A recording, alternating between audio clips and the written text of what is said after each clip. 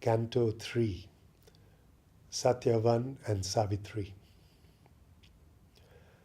Out of the voiceless mystery of the past, in a present ignorant of forgotten bonds, these spirits met upon the roads of time. Yet in the heart their secret conscious selves, at once aware, grew of each other, warned by the first call of a delightful voice and a first vision of the destined face.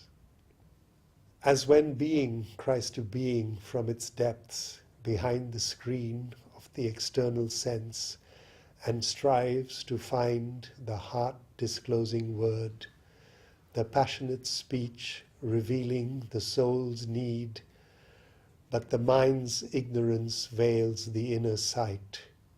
Only a little breaks through our earth-made bounds. So now they met in that momentous hour, so utter the recognition in the deeps, the remembrance lost, the oneness felt and missed. Thus Satyavan spoke first to Savitri. O thou who comest to me out of time's silences, yet thy voice has wakened my heart to an unknown bliss. Immortal or mortal only in thy frame, for more than earth speaks to me from thy soul, and more than earth surrounds me in thy gaze. How art thou named among the sons of men? Whence hast thou dawned, filling my spirit's days brighter than summer, brighter than my flowers, into the lonely borders of my life? O sunlight molded like a golden maid, I know that mighty gods are friends of earth. Amid the pageantries of day and dusk, long have I travelled with my pilgrim soul, moved by the marvel of familiar things. Earth could not hide from me the powers she veils, even though, moving mid an earthly scene and the common surfaces of terrestrial things, my vision saw, unblinded by her forms, the Godhead looked at me from familiar scenes.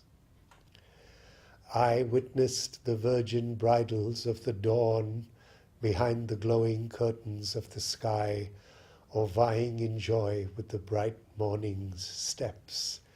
I paced along the slumberous coasts of noon, or the gold desert of the sunlight crossed, traversing great wastes of splendor and of fire, or met the moon gliding amazed through heaven in the uncertain wideness of the night, or the stars marched on their long sentinel routes, pointing their spears through the infinitudes.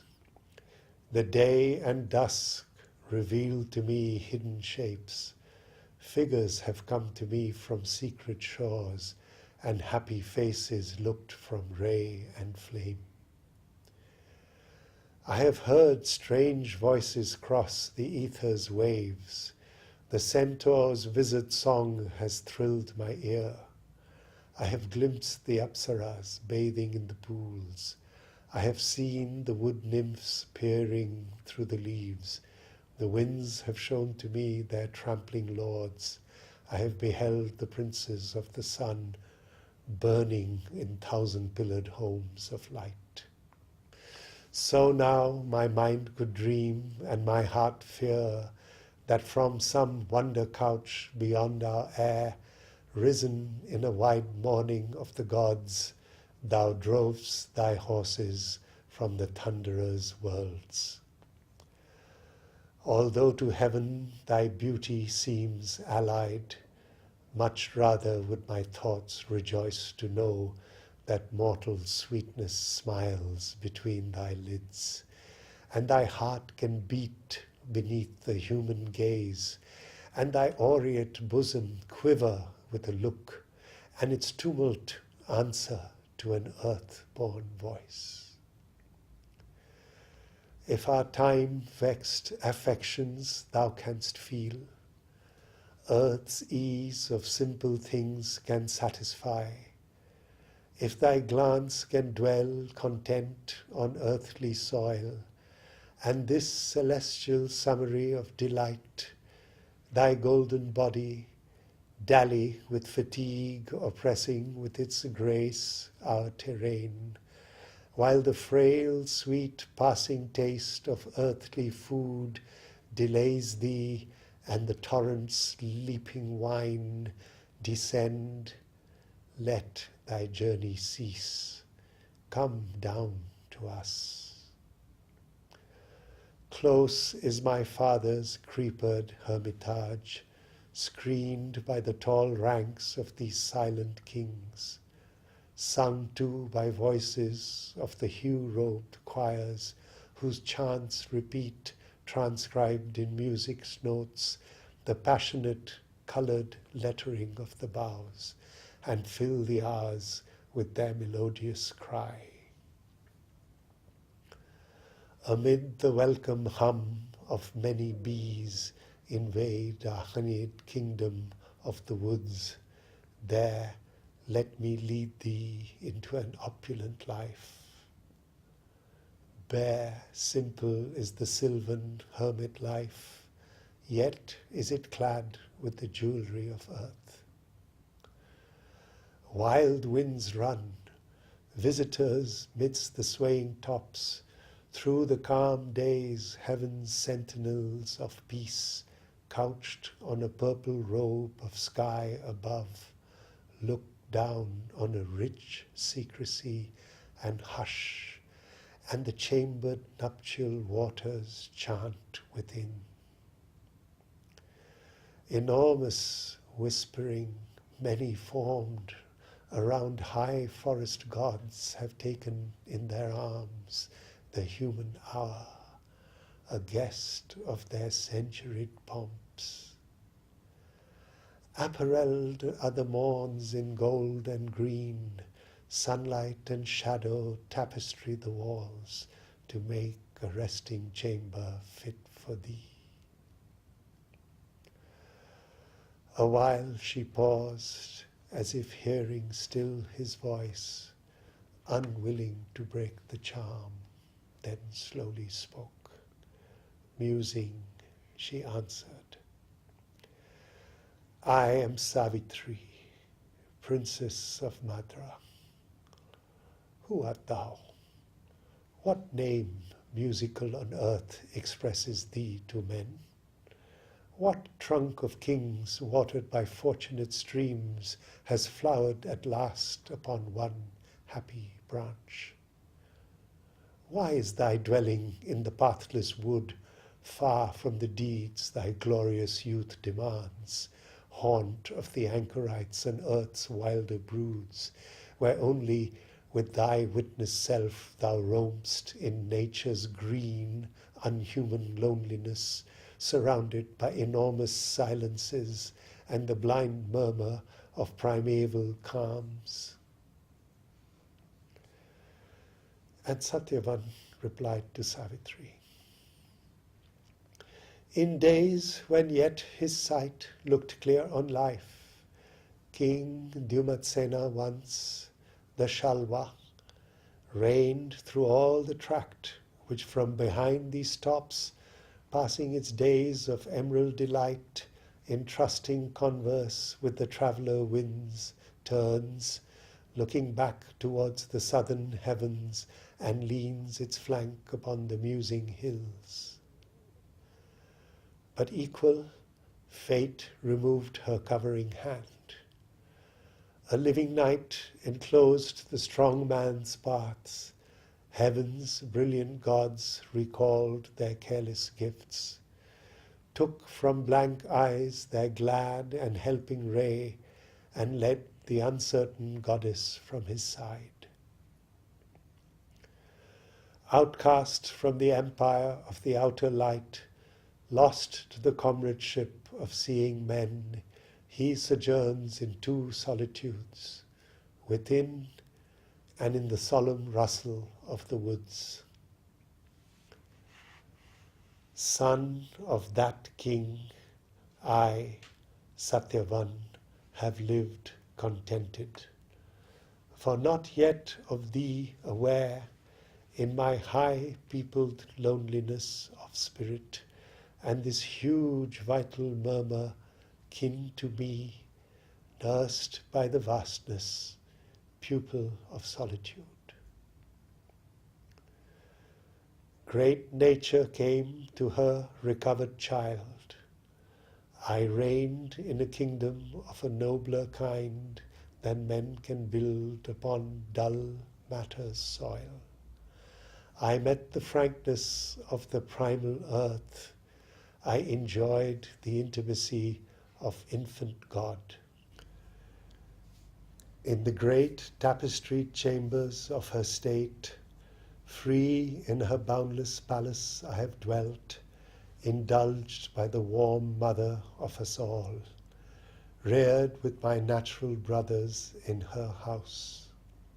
I lay in the wide bare embrace of heaven, the sunlight's radiant blessing clasped my brow, the moonbeam's silver ecstasy at night kissed my dim lids to sleep. Earth's morns were mine. Lured by faint murmurings with the green-robed hours, I wandered lost in woods, prone to the voice of winds and waters, partner of the sun's joy, a listener to the universal speech. My spirit satisfied within me knew, godlike, our birthright, luxuried our life whose close belongings are the earth and skies. Before fate led me into this emerald world, aroused by some foreshadowing touch within, an early prescience in my mind approached the great dumb animal consciousness of earth, now grown so close to me, who have left old pomps to live in this grandiose murmur, dim and vast. Already I met her in my spirit's dream.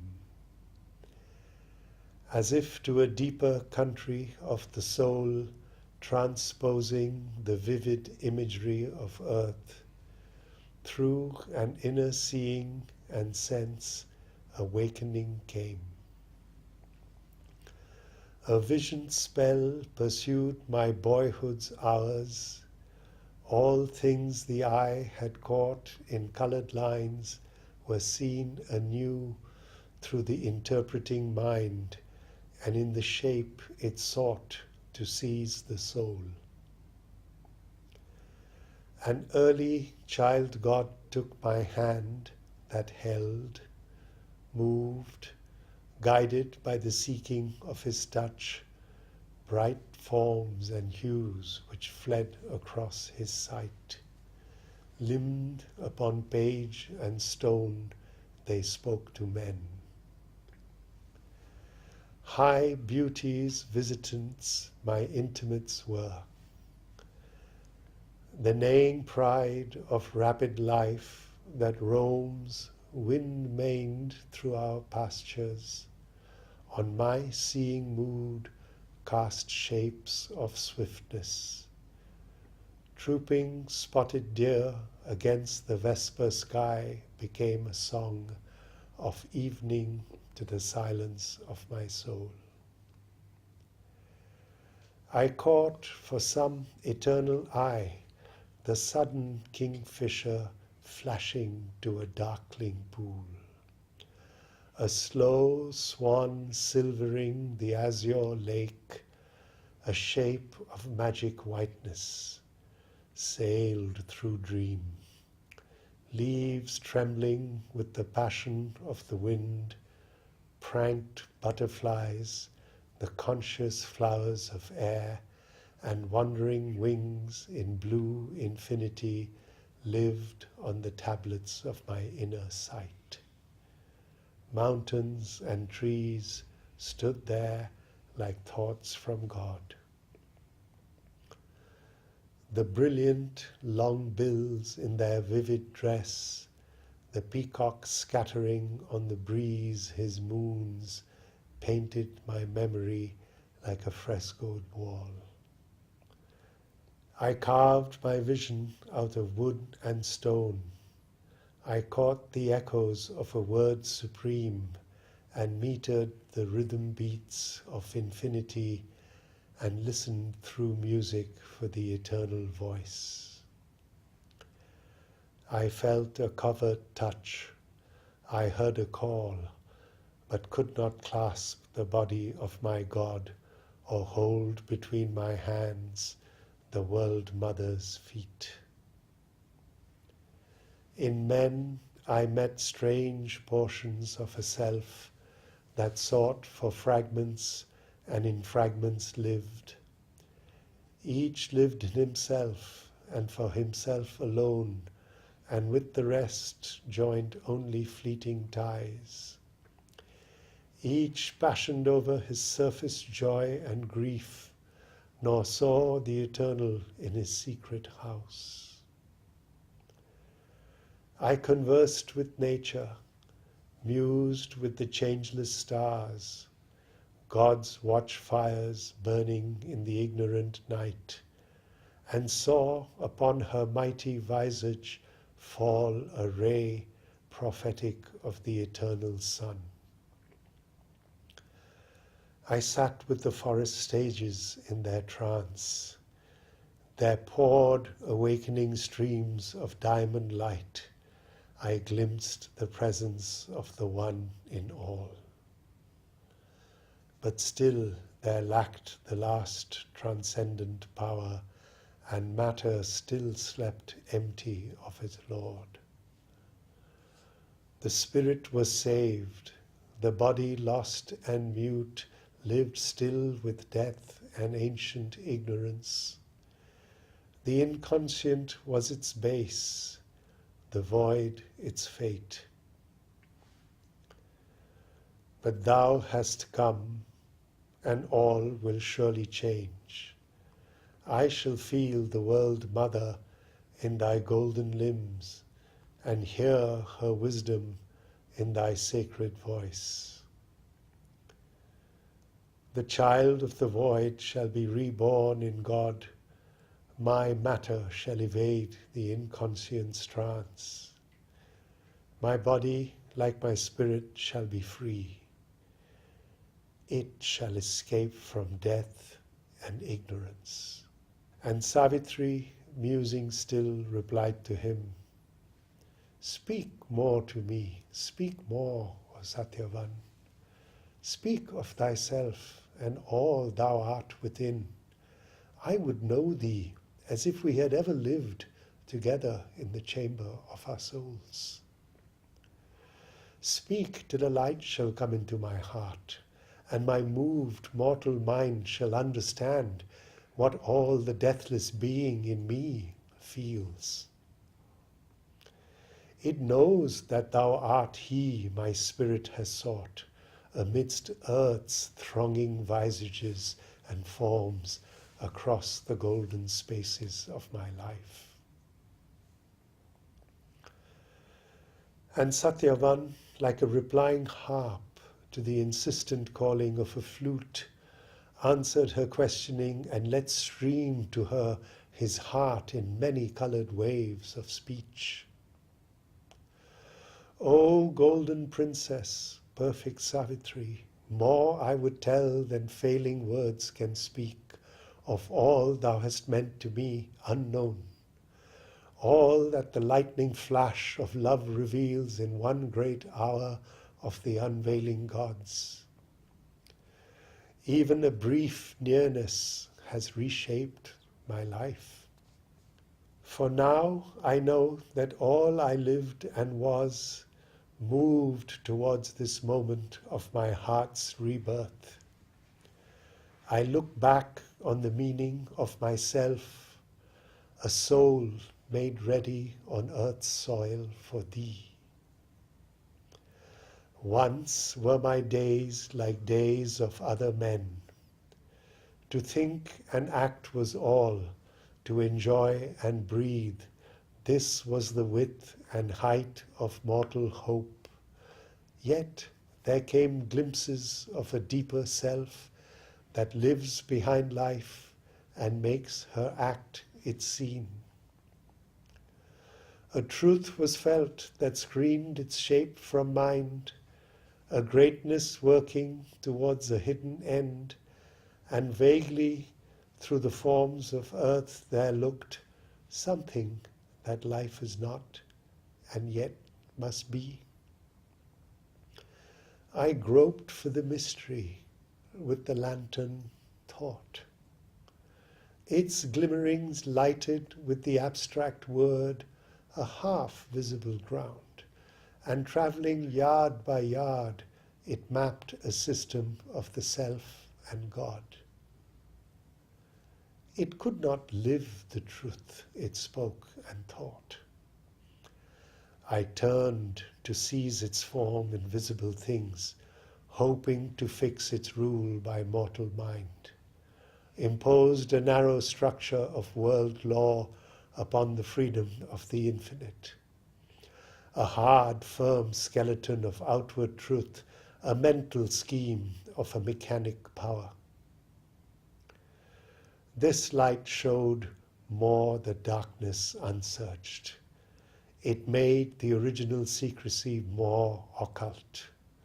It could not analyze its cosmic veil or glimpse the wonder worker's hidden hand or trace the pattern of his magic plans. I plunged into an inner seeking mind and knew the secret laws and sorceries that make of matter minds bewildered slave. The mystery was not solved, but deepened more.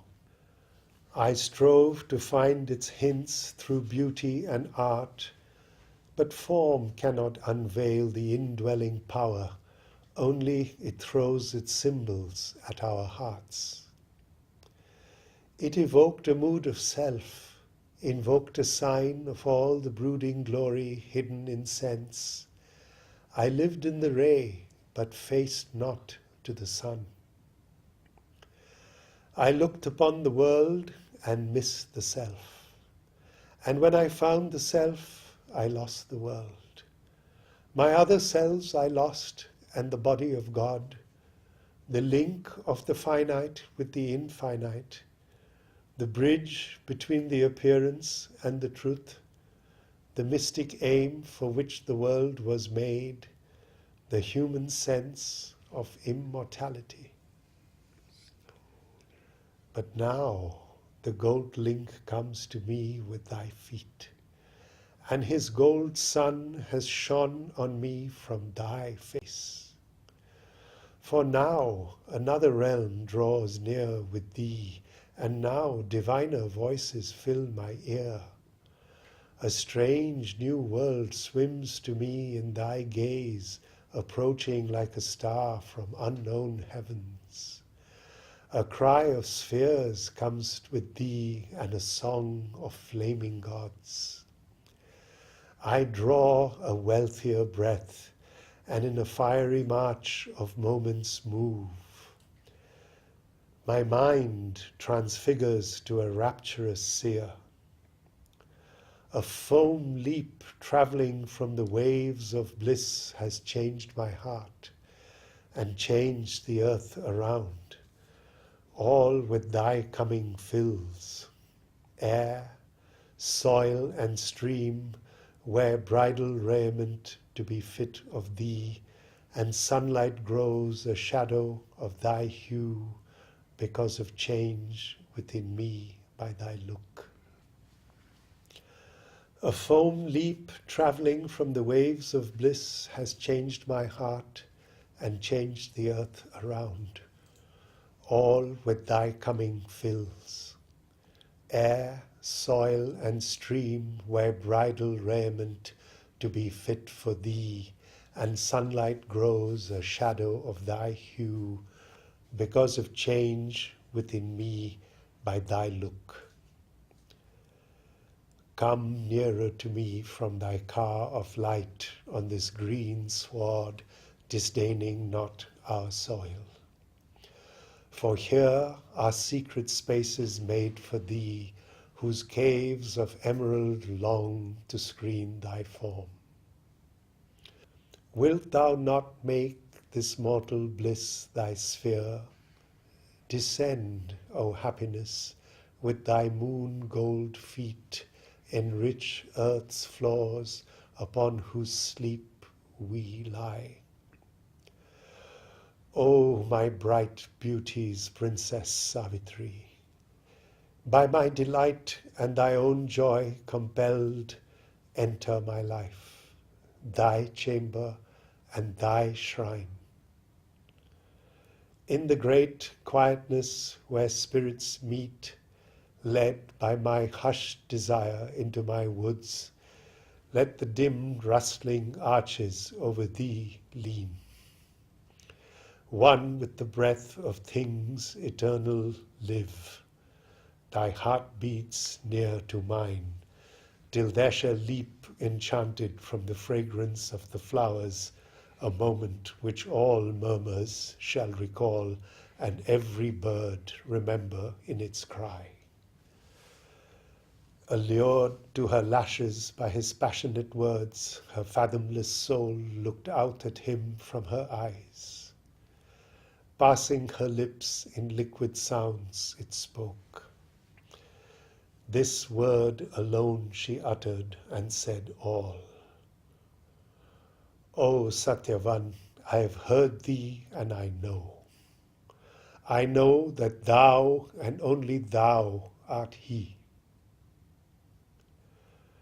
Then down she came from her high carven car, descending with a soft and faltering haste. Her many-hued raiment glistening in the light hovered a moment over the wind-stirred grass, mixed with a glimmer of her body's ray like lovely plumage of a settling bird. Her gleaming feet upon the green gold sward scattered a memory of wandering beams, and lightly pressed the unspoken desire of earth, cherished in her too brief passing by the soil. Then, flitting like pale brilliant moths, her hands took from the sylvan verge's sunlit arms a load of their jewel faces clustering swarms, companions of the springtime and the breeze. A candid garland set with simple forms, her rapid fingers taught a flower song, the stanza'd movement of a marriage hymn. Profound in perfume and immersed in hue, they mixed their yearning's coloured signs and made the bloom of their purity and passion one. A sacrament of joy in treasuring palms she brought, flower symbol of her offered life, then with raised hands that trembled a little now at the very closeness that her soul desired, the bond of sweetness, their bright union's sign, she laid on the bosom coveted by her love. As if inclined before some gracious God, who has out of his mist of greatness shone, to fill with beauty his adorer's hours, she bowed and touched his feet with worshipping hands. She made her life his world for him to tread, and made her body the room of his delight, her beating heart a remembrancer of bliss.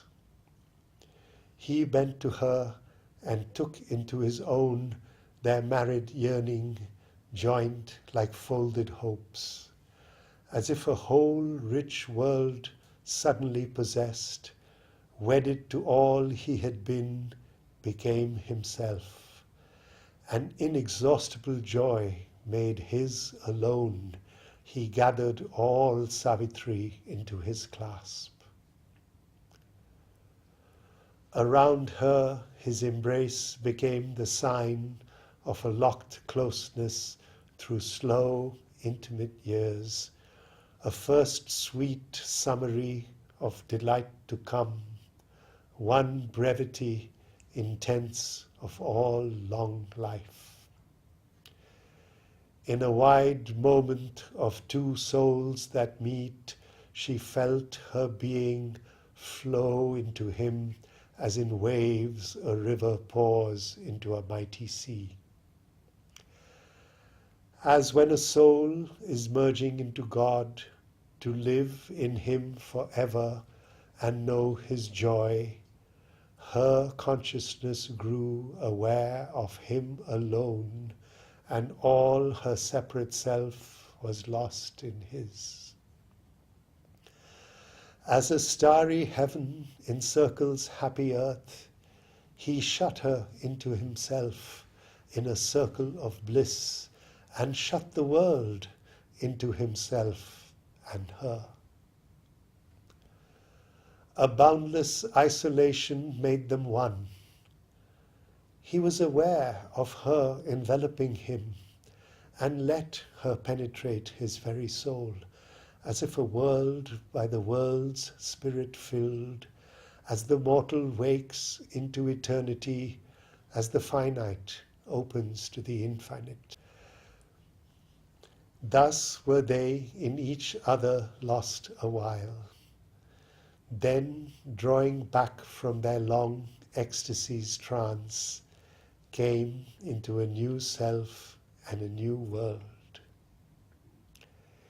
Each now was a part of the other's unity.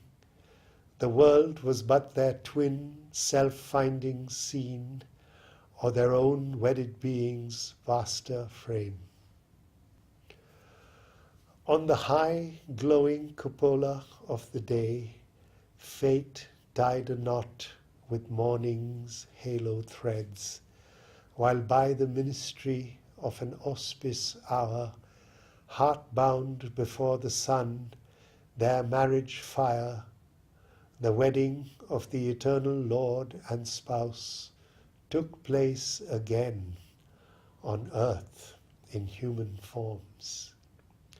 In a new act of the drama of the world, the united two began a greater age.